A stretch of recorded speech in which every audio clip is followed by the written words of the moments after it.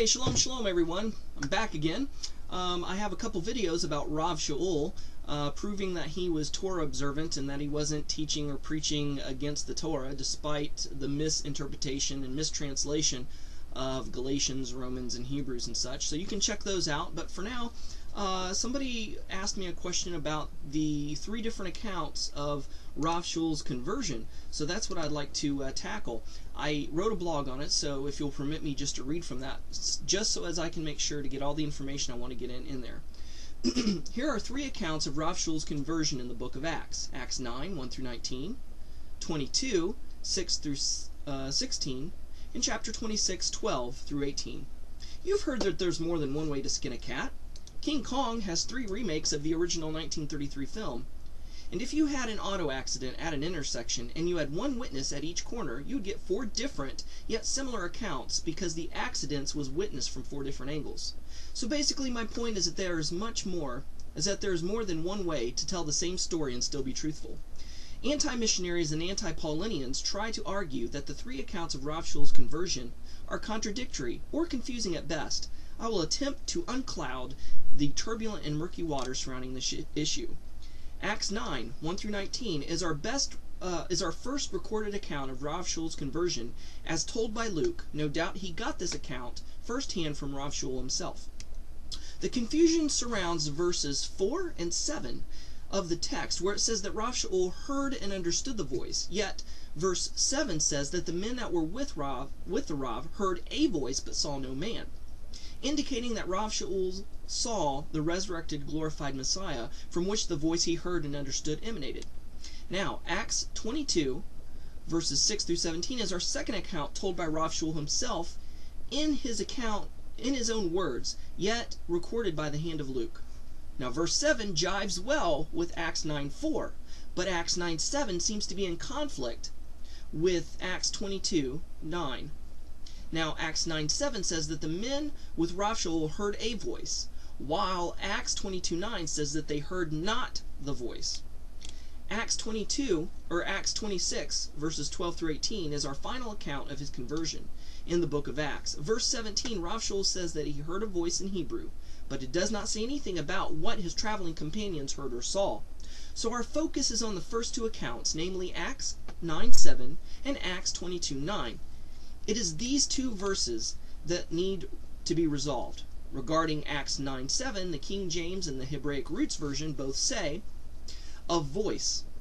The Amplified Bible and the NASB says, the voice. The NIV says, the sound. In Acts 22:9, the King James version and the Hebraic Roots version say, heard not the voice. The Amplified Bible says, they did not hear, and in brackets it says, the sound of the uttered words of, end of brackets, the voice. The New American Standard Bible, along with the NIV, say, did not understand the voice.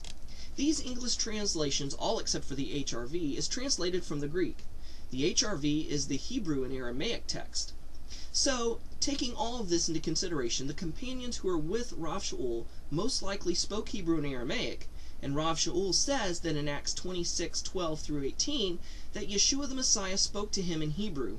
The Jewish Messiah speaking Hebrew to a Jewish Rav, okay, that makes sense.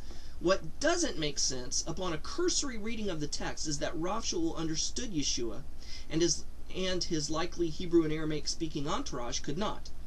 It is clear that his companions heard what seemed to them as a human voice, but they could not understand what the voice was saying.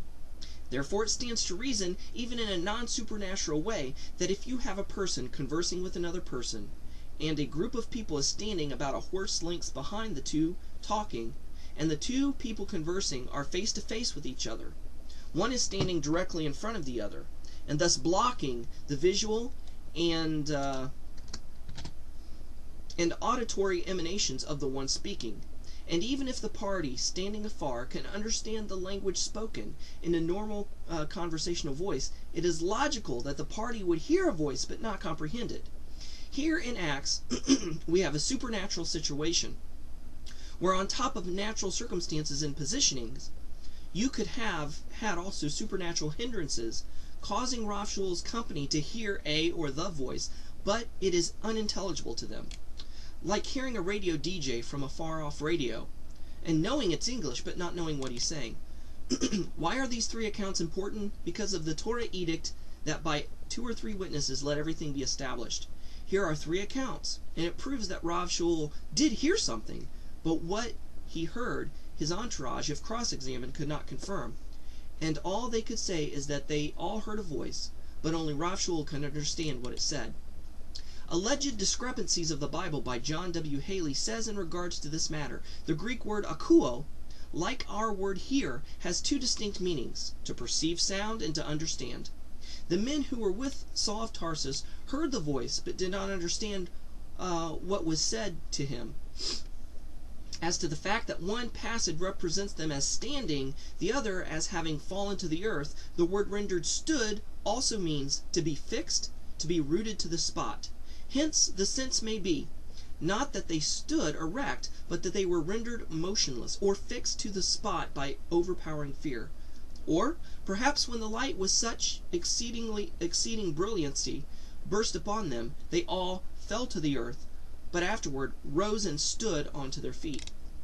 So, as you can plainly see, these 3 accounts confirm one another and in no way contradict one another, despite the poor translation of anti-missionary argumentation. So, that's all we have. So, shalom and shavuot tov mishpocha. See you later. Bye-bye.